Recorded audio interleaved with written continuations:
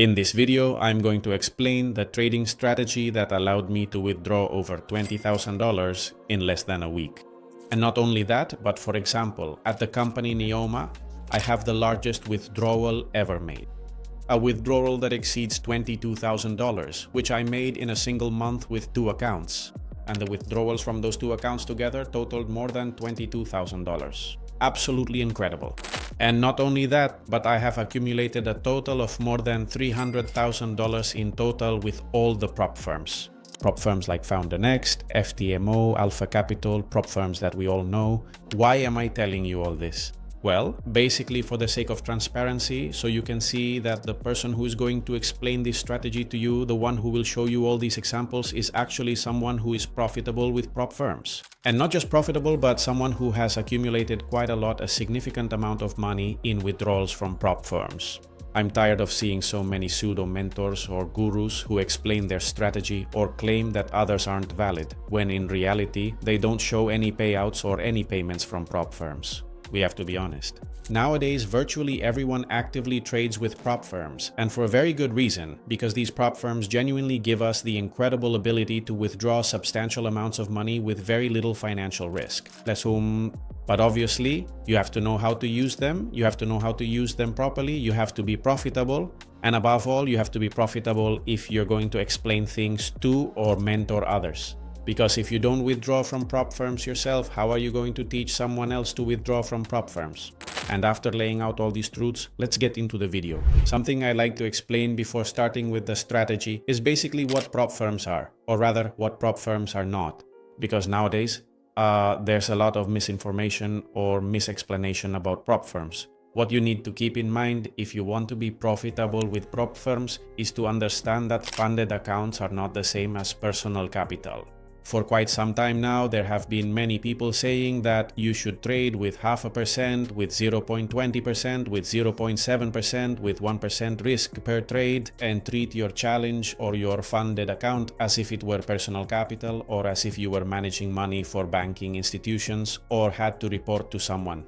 This is a very common mistake, and that's why the vast majority of people spend a lot of time stuck in phase 1, phase 2, or stuck on a challenge. Why does this happen? Well, basically because all of this isn't explained properly and because people don't really understand how prop firms actually work.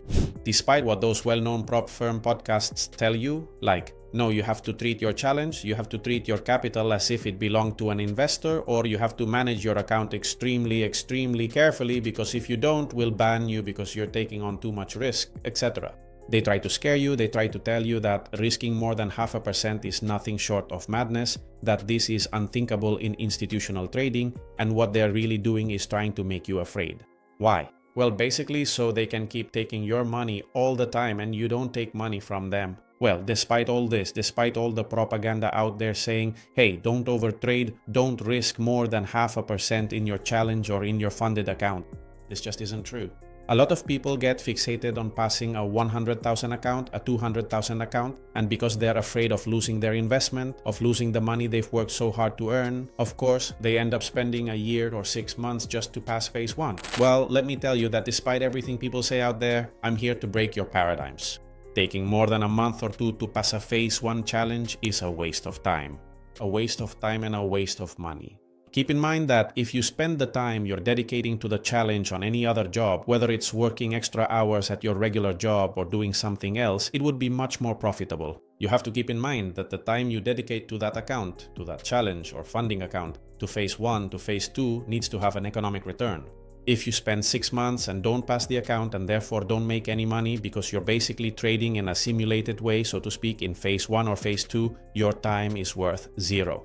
And as you can understand, this is neither optimal nor good. What does the funding company want? Well, they want you to buy your little $400 or $200 account and stay there permanently until one day you lose it and buy again, spend more months there, and they profit from your money as if it were a monthly fee. In other words, this guy buys an account from me, lasts a month, blows it up, lasts another month, blows it up, and I don't want him to cause me any problems. Well, obviously, everything they tell you on social media and everything they promote in these types of funding company accounts, in podcasts, what they want is for you not to cause them any harm. You have to understand how a funding company works. A funding company makes money when traders lose. Therefore, they're not interested in you trading more than 1.5%, 2% because you could hurt them. But as always, when they tell you something, do the opposite. This is just like in trading. My trading strategy is based precisely on doing the opposite of what the majority does. What does the majority do? They buy when a high is broken and sell when a low is broken. What is it that most people do? They lose money. More than 80-85% of people lose money in trading. So what did I do? Well, the opposite. When a low is broken, I buy. When a high is broken, I sell. Well, it's the same with a funding company. If all the CEOs, all the funding accounts, all the funding companies, all the funding podcasts tell you to risk 0.5%, 0.20, and to treat your account as if you were an investor, do the opposite. Obviously, you're not going to risk 4%. Obviously, you're not going to risk 3%. Obviously, you're not going to risk 2%. But believe me, risking 0.5%, 0.7 isn't going to get you anywhere. Well, yes, it'll just make you lose your money and your time. That's why you need to really understand how prop firms work, how funded accounts work, and how to make money with funded accounts. As a final summary, funded accounts are not the same as personal capital. Get that firmly into your head, because if you don't, you'll never be profitable. I'm also going to give you a couple of tips that helped me become profitable. The first, and I think one of the most important, is not spending the whole day staring at the chart. Nowadays, with your phone, your computer, your TV, your laptop, wherever you are, you can be looking at TradingView, you can be checking MetaTrader, you can be watching your trades, your chart, your operation, your trade, your analysis, all just a tap away on your phone in a matter of seconds. What is this going to lead to? Well, basically to overtrading. If you spend too much time looking at the chart, watching your trade, when it goes up, when it goes down, when to enter, when not to enter, even outside of your trading hours, all of this is just going to make you take way too many trades and end up losing a lot of them. Why? Because if you're not trading within a specific time frame, if you're not trading during a time zone with higher volatility and more opportunities, it's very likely that many of those trades will end up hitting your stop loss. You absolutely have to keep in mind that the vast majority of the significant price movements in the right direction usually happen during the market open, whether it's the London Stock Exchange or the New York Stock Exchange respectively. If you're not trading during those hours, you might get a trade right and win a few trades, but in the long run, you're going to lose. Why? Because these expansive moves and the correct market movements usually happen during these hours. And it makes sense because during those hours is when most of the major news releases happen, when the price starts to wake up, starts to move, begins to create that strong movement, and also when those banking transactions from the interbank algorithm start to be generated, both sent and received. Therefore, the price starts to move and begins to create that volatility and that movement, that momentum we need to trade. Outside of these hours, we might get some trades, we might get lucky, sure. But in the long run, we'll fail 90% of the time. Also, of course, there's the fact that we get into trading for freedom. And if we spend all day staring at the chart, watching the trade run, then we're taking freedom out of the equation. So we really need to keep in mind that we should have set hours and specific time frames, certain time zones to look at the chart, both to improve our profitability, to get better entries, and also to have freedom. The second piece of advice I have for you is not to jump from strategy to strategy. A very common mistake in this business, in trading, is jumping from one strategy to another. Why does this happen? Well, it's because we don't accept losses. Every trading strategy, every way of operating has its bad streaks and its good streaks. Obviously, the good streaks have to outweigh the bad ones. Why do people change strategies so much, especially those who are just starting out, beginners? Well, it's because people don't accept losses and they don't accept having a bad day, or 2 bad days, or even 3 bad days, which is more than possible. Obviously, over time, those days, those losing streaks should become fewer and the winning streaks should keep increasing. But the bad streaks are going to come and they're going to be there. So if you keep jumping from strategy to strategy, you'll never really learn, you'll never be profitable, and you'll always be pivoting from one strategy to another. And this isn't going to do you any good because you'll never know how to operate correctly with a single strategy, and that way you'll never be profitable. I think this is about consistency. I think this is something very basic to understand, but especially at the beginning, it's really hard for us to grasp that we need to stick with one strategy. And with one mentor, if that mentor is good, teaches well, and their strategy is solid, stick with them for a year, even 2 years. Perfect that strategy, get results with that strategy, and stick with that strategy and with the person who explains it. Don't jump from mentor to mentor, from strategy to strategy, because all that's going to do is make you lose money, waste your time, and you'll never be profitable. And I'll also take this opportunity to explain which mentor and which strategy you should stick with, because I know that at the beginning, with so much information and so many mentors or pseudo-mentors explaining their strategies or ways of operating, it can be confusing and can make you switch from one strategy to another or from mentor to mentor. The first thing you should do is check if that mentor actually gets results. Nowadays, with prop firms, we all trade with funded accounts. Therefore, it's very easy to see whether that person actually has results or not.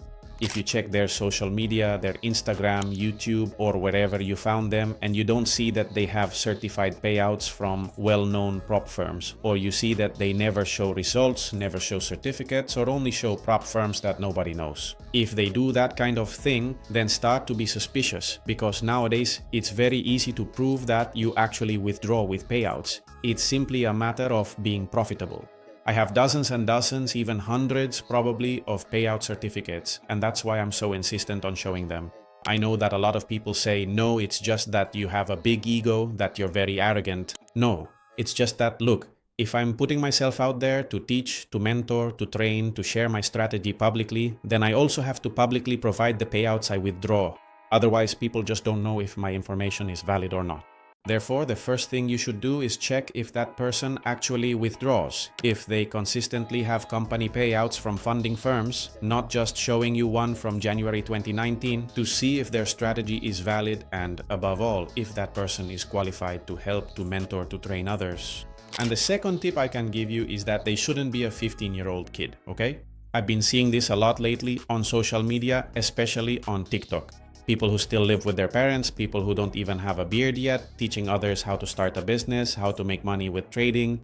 If you don't have a beard and you live in your parents' house in the room next door, you probably can't teach me much about making money. And I think with these two tips, you'll be able to weed out 80 to 90% of the people who really aren't profitable. Obviously, there will be others who make it harder, but with these two pieces of advice, you'll get rid of a lot of people right away. Of course, for everyone who tells you something, for everyone who explains things to you, you have to backtest it. Backtest it on TradingView, backtest it on whatever platform you want, and see if it really works. If you see that it gets results, then hey, keep studying, and give it a chance. But if you see that what they're explaining doesn't make any sense and you don't win a single trade in months, then obviously stop trading. With these tips, you'll be able to weed out a lot of pseudo-mentors who are practically useless. Now then, let's look at a couple of examples of the strategy so you can see how simple it is, how easy it is, and that you only need to watch the market for 2 or 2.5 hours a day. What is my strategy based on? Well, basically on doing the exact opposite of what the majority does. As I mentioned before, most people, when the price breaks a low, tend to sell because they believe that this confirms a change in structure, that bearish movement, and so they usually sell. What do people usually do as well? Well, when it breaks a high, they usually buy. Well, I do exactly the opposite. When the price breaks a high, I sell. When the price breaks a low, I buy. Of course, there are more important highs and lows. A high or low on the H4 daily or weekly chart is not the same as a high on the 5-minute chart. Even so, I invite you to backtest this, and you'll see that even the 5-minute highs and lows, when the price takes them, it usually reacts. In fact, usually the structure change that most people explain tends to be this. The price creates a high, breaks this previous high, forms this low that created this impulse, and then starts to drop, right? What does the price do? That structure change that people explain to us, what does it actually do? Well, when it breaks a low, look, when it breaks a high, it pulls back, and when it breaks a low, it pulls back. Because this is where we would be looking for our entry, right? This is what everyone tells us. They tell us, hey, when there's a structure change, the price breaks the point and the pullback begins. Well, this would actually be my way of trading. What happens is that people would look for the continuation of the sell here, when what I'm really looking for is the sell here and the buy here, when it has broken the low or broken the high. Obviously, in a 1-minute time frame, you're not going to be able to get much out of this, because maybe the pullback from the low to the area where we want to look for that continuation is just 2 pips. But when it's a point from H1 to H4 where a pullback might be 60 pips, then obviously we can take advantage of that, because my stop losses are usually between 3, 4, up to 7 or 8 pips. So we have a movement where we can get a good piece of the pie. What would we have here? Well, this would be the point, the previous day's high. our PDH, previous daily high. I have this explained in other videos on YouTube, and what we need to do here is wait for the price to take it out, whether it's during the London Stock Exchange Open or the New York Stock Exchange Open. Once the price takes it out, well, as you can see, you can already anticipate what it does, that ridiculous pullback, right? We would move to a time frame that we like, on a higher time frame. Normally, I wait for my trades, my entry executions on M1 up to M5. We would go to the 1 minute time frame. I usually set my entries from 1 minute to 5 minutes and see which scenario I like best, whether it's on M1, M2, M3 or M5, okay? But my entries, my executions are usually on those time frames from M1 to M5. Why? Because the RR, the risk reward ratio, is much higher, okay? However, if I go for an entry on 15 minute or 30 minute, then my stop loss will be 20 pips. The move will be 40, the move will be 35, and I won't make the money I want. Alright, so once the price hits that point, notice the time it does so, 9:02 in the morning, right at the London Open, and it starts to give us our pullback, okay? Something I pay a lot of attention to is imbalances, alright? I usually pay a lot of attention to imbalances. I have several entry confirmations.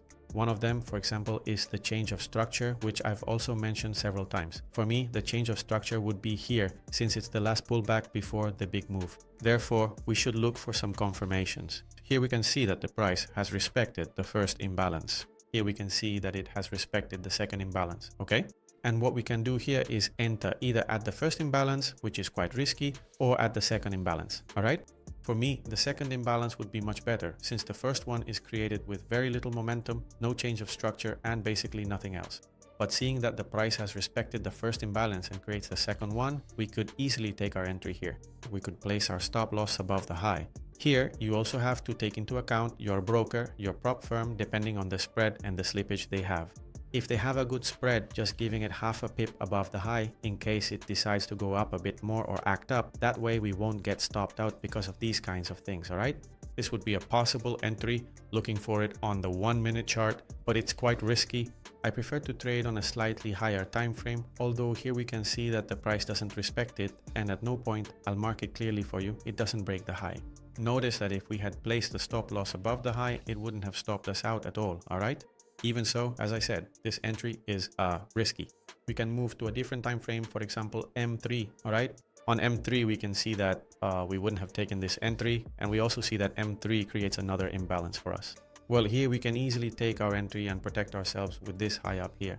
What are we looking for? Well, the next low that the price has created for us, right? Which one would that be? Well, this low right here, okay? This is where our full take profit would go. We can even give it a little more room, because usually the price doesn't just touch and shoot up, but rather, you know, it tends to go a bit deeper and then move, right?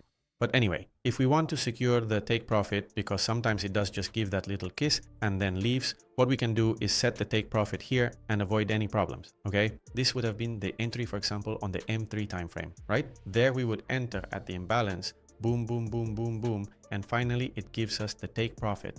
Here you can see how the price not only stops at the point of that low, but in the end it actually gives a slightly longer kiss, right, than expected, and it would go from 1 to 253, even up to 13.18. This would be a very, very clean entry at the London Stock Exchange Open.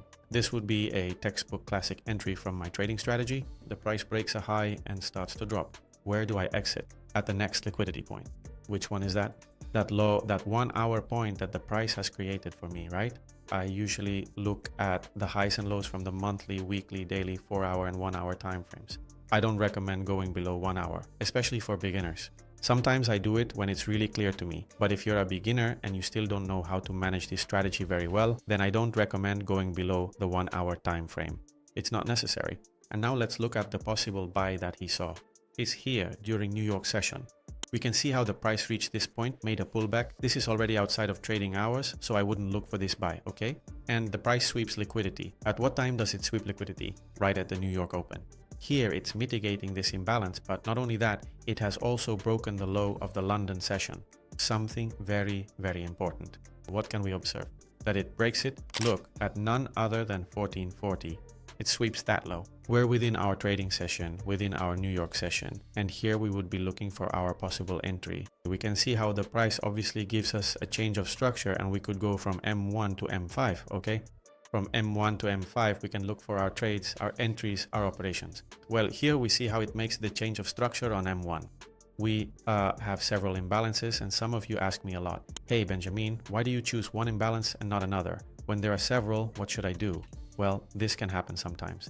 When the price has several imbalances, I'm not a fortune teller. I'm not a magician, okay? I don't know which imbalance is going to touch and react to, so it could react to this imbalance, this one, or this one. So what can you do in that situation? Well, what you can do is simply place the imbalance at the point closest to the price, which would be here, right?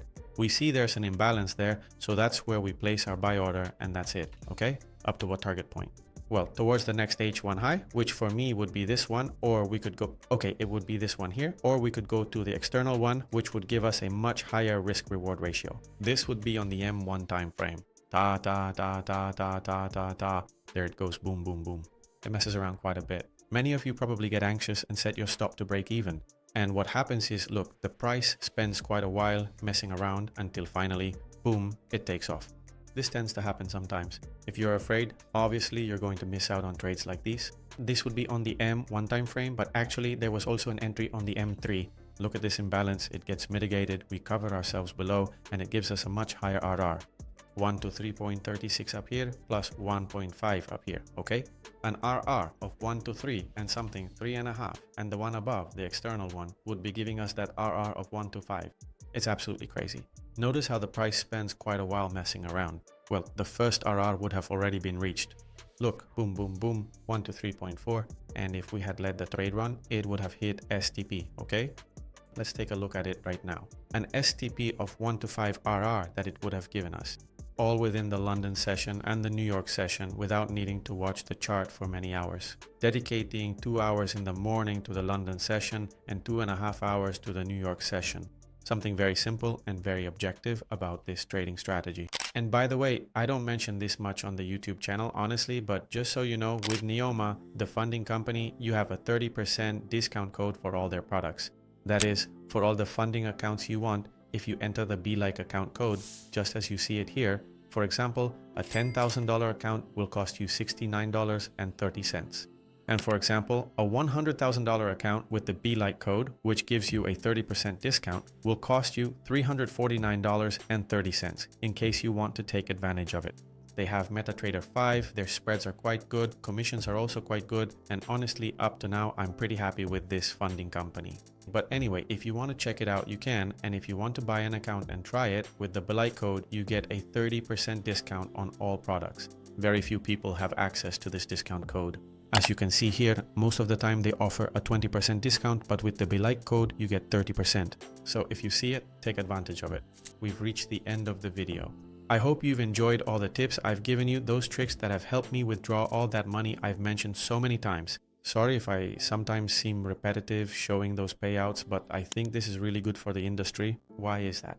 Well, basically because all the pseudo mentors, all the gurus and all the frauds out there will have to step up their game if people like me and other Spanish speakers keep sharing all their withdrawals. This will make the gurus and fake mentors, the ones who aren't profitable, have to start stepping up or coming up with new excuses, because if there are people consistently showing their withdrawals, their payouts, people will start asking them for proof. And this will make a lot of frauds leave the industry. And believe me, it's really necessary for a lot of frauds to leave the industry. That's why I'm so insistent on showing my withdrawals, so you can see that, hey, you're not wasting your time on my channel like you might on many others. Here, you're learning from someone who really knows what they're doing and is showing it to you. Hey, I've withdrawn over $300,000 in payouts from prop firms. I must know a thing or two, and I'm going to explain something positive to you here. So I hope you enjoyed the video, that you leave me a comment and share it if you feel like it, because this helps the YouTube algorithm, and I'll see you in the next video.